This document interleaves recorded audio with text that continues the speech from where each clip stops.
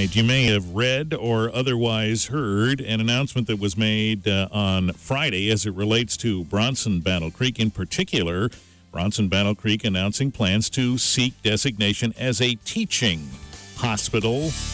And we're going to learn more about that right now. Back with us once again is Mark Crawford, Bronson Battle Creek Vice President of Community Health Services. Mark, good morning, sir. Morning, Richard. Also here today, Dr. Scott Larson, who is the Chief Medical Officer at Bronson. Good morning, Doctor. Good morning. Thank you for being with us today.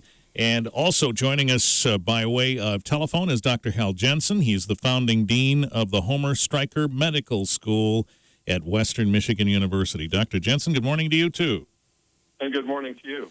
We appreciate all of you being with us today. We'll start with you, Mark. What is this about? So this is, to me, this is game-changing stuff and really exciting announcement. As you mentioned, that Bronson Battle Creek will become a teaching hospital.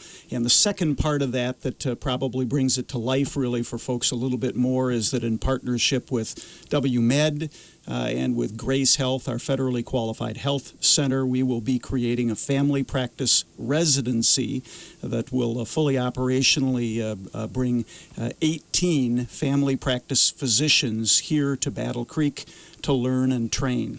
And what's exciting for a guy like me who's been working in community health for a long time is that we have serious access to care issues here in Calhoun County. Those result in really challenged health statistics and are compounded by the fact that there is a national shortage of primary care physicians. And this is a really terrific strategy that will allow us both in the short term and the long term to attack those primary care access issues and really begin to dig in and go on the offensive against those poor community health statistics. So very, very cool project. Yeah, we've heard this a few times, that just statistically speaking, by virtue of the population here and the number of available doctors, that we have a discrepancy here. Yeah, you pick your statistic, and it's a challenge in Calhoun County, I think you would say. And really the sort of building block for improving community health is a primary care relationship for a person. And so when you have a shortage, as we do, about 15 primary care doctors short in Calhoun County, it means you have a lot of folks who are not going to get that proactive care with a primary care physician and who are only going to discover their problems far down the road when their health habits are established, are poor, and when they may already find themselves with some chronic illnesses. Dr. Jenson, what does that mean for the medical school and how you'll fit into this and the whole residency component of this? There have been a number of residency programs that have been part of the Kalamazoo medical community for decades, actually. And many of those, actually all of them were part of what was known as Kalamazoo Center for Medical Studies, KCMS, that was a regional campus of Michigan State University College of Human Medicine until 2012. And in 2012, the regional campus here in Kalamazoo merged into the medical school at WMU. So those residency programs became part of the medical school and are now very much part of us. This extends that residency training opportunity to Battle Creek. And the reason that that's important, is what Mark has said, is we face a shortage not only here, but in the state and in the country. Part of that challenge is that we are competing with the rest of the state and the rest of the country to recruit physicians to Southwest Michigan. The advantage of having a residency training program here, especially in each of the communities, both Kalamazoo and Battle Creek, that gives trainees an opportunity to live, work, and train in a community that then they will learn to love. And we want to make this an exciting and attractive time for them in their training, because many of them actually will then choose to stay in the region. Our experience in Kalamazoo is that well over a third of the physicians in Kalamazoo have actually trained at KCMS and now the medical school. That's a huge impact on the community. Just imagine if a third of the physicians in Kalamazoo were gone. And so having physicians training in the community helps build that pipeline to meet the need for the future. We're talking about Bronson Battle Creek's notion that we need more physicians here, and so a connection to do so is underway. Dr. Larson, it seems to make sense that if we are this short of available physicians that family medicine would be the focus. Is that the thinking here? That's exactly correct. We had a steering committee, Mark was a part of that, and so was Dr. Jenson, that has looked at the teaching hospital opportunity for Bronson Battle Creek for quite some time, well over a year. And we took a look through a lens of what the needs were in the community, what the assets and resources were. And as has already been mentioned, there's a huge shortage of primary care clinicians, and family medicine was the sweet spot. It really lines up well with the capabilities of the community providers already. There's a huge need, and the partnership with Grace Health was just a logical extension of that. So it's clearly the right program. Does that make it more attractive for physicians in residency, or certainly who have their eyes on a long career in medicine, to want to go someplace where there are fewer physicians? Well, that's a great question. I was speaking with some clinicians, some of whom were a part of the steering committee, and one was a family medicine physician, and we each reminisced about our medical school and our residency experiences. And he trained in a community program affiliated with the medical school, and so did I. In fact, I'm a graduate of MSU KCMS, formerly KCMS, and elected to stay in the region because not only of the training I received, but it was a great community. And so I think residents, particularly family medicine residents, and Hal, you can correct me if I'm wrong, but I think they really look at the community in which they want to practice and have those one-on-one physician patient relations and family relations. And this is just a lovely area to live, to come and train, and the statistics will prove out, I'm sure, here as well, that many people will want to stay because of that experience. Mm-hmm. Dr. Jenson, I imagine some of these details are still coming together, but some of these residents will spend some of their time in Battle Creek, right? Well, in fact, most of the time we'll be there in Battle Creek at Grace Health and at Battle Creek, Bronson Battle Creek Hospital. So they will spend almost all of the 3 years there. To the point that you made about the physicians who may want to go into family medicine, I think one of the very encouraging things about this next generation of physicians, they really want to give back to the community, and being part of a system that addresses the health of the whole individual, and in fact the health of the community, is a big part of medical education, and that's a big part of what physicians of the future are looking for. And we've had physicians who very specifically want to come back and work at a place like Grace Health. It's a federally qualified health center, because they see that need to give to make sure that care is there for the historically underserved segments of our community is important to them. So I do think that having this kind of environment and this kind of collaboration among Grace Health and Bronson Battle Creek and the medical school is an environment that will be attractive to residents who want to train in family medicine. We're talking about an announcement you may have heard on Friday. Bronson Battle Creek wants to be designated as a teaching hospital, and we're getting some of those details now. We'll take a short break and come back and learn more on WBCK.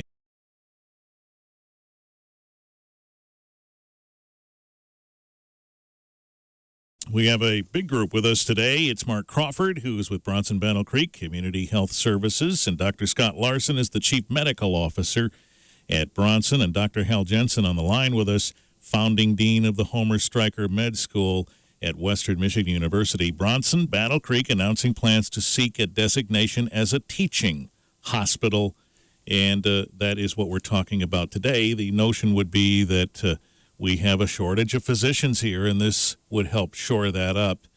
Mark, the way this is phrased, seeking that designation, are there hoops that you have to jump through with this? Oh, there have been plenty of hoops. In fact, Hal and Scott and I and a committee have been together for about 2 years now, working on this process. And Hal could speak a little more specifically to where we are, but I think we're within probably a month now of being able to submit.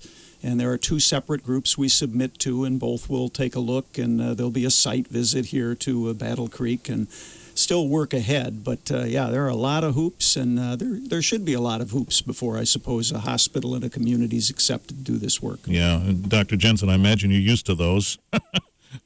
Yes, we are. So we are the sponsoring institution for the residency programs that are in Kalamazoo, and we will be the sponsoring institution for this program as well. One of the first critical needs was to get a program director, so somebody who has the experience and qualifications to lead a residency program, because this will be a separate program from the program in Kalamazoo, and so we have done that.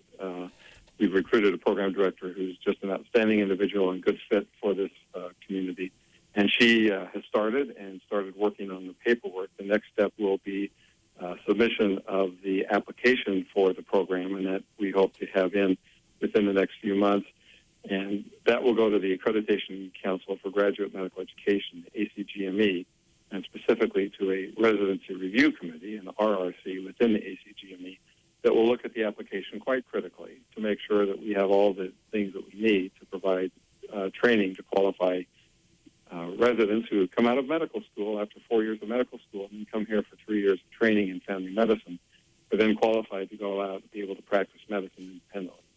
So there's a lot of criteria you have to meet, but that's what we are able to do as a medical school, is make sure that we meet all those criteria. And in that process, after the accreditation, we would then have to go through the year-long process to recruit residents. So if everything goes well and we meet all the timelines, which is pretty rapid actually, we would be able to start recruiting residents in 2017 to have residents start in 2018, in the summer of 2018. So a couple of years, and we're in the soup, as they say. So, Mark, this costs money, of course, but when we're talking about the health needs of the community, I imagine that's a pretty strong case builder. Yeah, and you're right. This is a multi-million-dollar project, and we'll have a multi-million-dollar impact down the road, and so it is certainly worth it. But we were able to find 3 very good community partners who committed $1 million each to help us work through this next couple of years. One of those is Bronson Healthcare Group, which is the owner of the Bronson system, the not-for-profit system. Second is a group called WBCK Community Partners, which is the 49% owner of Bronson Battle Creek. So Bronson is a 51% owner. Community Partners represents the local interest in our hospital, a 49% owner, and then the W.K. Kellogg Foundation. So all 3 of those funders provided $1 million for us to help us get through these next several years as we operationalize the residency. Dr. Larson, as this relates to the operations that are here for Bronson and Battle Creek, is this a lot more to handle, or does this somehow merge nicely into the operations you already have in place? Well, it's a little bit of both. I think it merges nicely into the vision that we had with Bronson Battle Creek when we first came together 5 years ago, investing in infrastructure, resource capabilities, expanding the clinical services. There may be a few needs. In fact, Mark's been on the committee, and so have I, for planning a new library. Most libraries are virtual, but you still need some study alcoves and some places to go, and so there's a nice project underway there. Some call rooms will certainly be needed for the residents when they're taking call. And, there'll be a variety of things that we're probably not fully prepared for when the residents walk in on their first day of service. But I will mention that as we were planning, I would say that the medical community, meaning the clinicians, were very excited about this. We did a survey across the entire medical staff, and there was overwhelming support for what we're doing and a lot of interest and willingness to participate in teaching the residents that come. Okay. Dr. Jenson, I imagine that this lends itself well when you're talking about opportunities for med students in residency. These are just more opportunities, right? Yes, and not only for the graduates of our own medical school, but also the graduates of other medical schools. So we would anticipate that maybe only about 20-25% of our students will stay in our residency programs here in Southwest Michigan. But our graduates will go throughout the country and be competitive for good programs all across the country. And similarly, this residency program and our other residency programs recruit nationally, and we recruit really good residents from across the country and all other medical schools who then come to Kalamazoo So it is a chance to bring people from outside the region to the region, again, to not only train them, but also to show them what a great place Southwest Michigan is to live, and hopefully that many of them will want to stay here for their careers. And that does happen. I suppose, Mark, that's some of the economic ripple effect that we can expect, right? I mean, we're going to bring more people here, they'll be working here, they'll live here, et cetera. Yeah, you're right. We're going to bring 18 physicians when we're fully up and operating. Many of them will bring families as well. We have, I think, a teaching staff of 4 or 5 full-time clinicians and teachers who will come along with support staff. And so this will be something that has a significant economic impact. Mm-hmm. When you decide about these kinds of ventures, as you pointed out, Mark, there's millions of dollars involved here. I presume that you have to get to a certain point where you feel comfortable with that expenditure. Was that a long haul? I don't know that the dollars were the long haul for us. I think getting all of the partnerships in place, I cannot tell you how appreciative I am of Dr. Larson and Dr. Jenson and those two organizations, Bronson and WMed, have both been unbelievable partners and have had a lot of diligence and have hung with us here for a couple of years and worked hard. And those organizations are really doing an enormous service for Calhoun County as we get this process up and going. And the same could be said for Grace Health. A.J. Jones and Dr. Peter Chang and that group. A whole lot of folks have worked very hard for a lot of years to get us to this place where we're looking at something that, as I mentioned when we started, really could be a game changer for the county and for our community health statistics and for access to care. Mm-hmm. Well, and Dr. Jensen, you and I have talked, but it's been some time. I think back when the med school was in its infancy, this has ramped up as expected, hasn't it? It has. The medical school has really had a number of great accomplishments over the past 5 years that I've been here. And I think we're still in our infancy. The promise of the medical school is not what it looks like next year or even in 5 years. It's really what it looks like in 30 or 40 years. And we're building to really get to a great place. Well, congratulations to all of you, and I guess congratulations to us, because it's going to mean we're starting to address the needs of the community in a more straightforward way as it relates to medical care. So this is good news. Very good news, and there are a lot of other exciting things going on from a community health standpoint, so this is just one more nice step in the direction of really tackling some of our issues. All right. Well, we appreciate all the time that the three of you have given us today, and we'll look forward to staying in touch. All right. Thank you. Thank you, Richard.